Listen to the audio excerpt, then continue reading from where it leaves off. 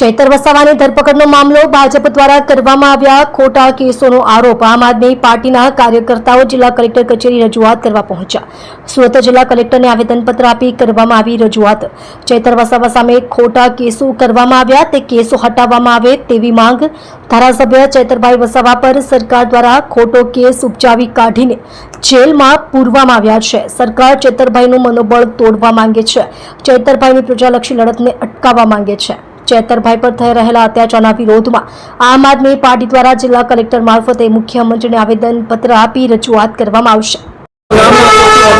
પાયલ સાકરિયા, આજે આમ આદમી પાર્ટી સુરત શહેરના સંગઠનની સાથે અમે મુખ્યમંત્રીને આવેદન આપવા માટે સુરત શહેર કલેક્ટર કચેરી ખાતે આવ્યા છીએ।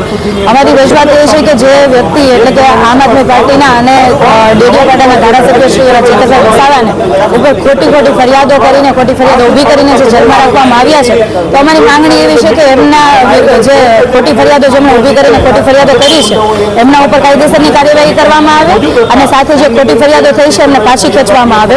કેમ કે જે વ્યક્તિ નાનામાં નાના વ્યક્તિનો અવાજ બનતા હોય, આદિવાસી સમાજનો અવાજ બનતા હોય, શિક્ષણ માટે, પોલીસ માટે જ્યાં જ્યાં જરૂર પડી છે ત્યાં તમામ જગ્યાઓ પર ચૈતરભાઈ વસાવાએ અવાજ ઉઠાવ્યો છે અને તમામ લોકોએ પોતાની ખુશીથી મતદાન આપીને એમને ધારાસભ્ય બનાવ્યા છે અને ધારાસભ્યનો અવાજ દબાવવા માટેના જે કોઈ પ્રકારે પોલીસનો દુરુપયોગ થાય છે એ બિલકુલ યોગ્ય નથી। એટલા માટેની અમારી માંગણી છે કે ખોટી ફરિયાદો પાછી ખેંચવામાં આવે અને ખોટી ફરિયાદ કરનારા વિરુદ્ધની કાયદેસરની કાર્યવાહી કરવામાં આવે।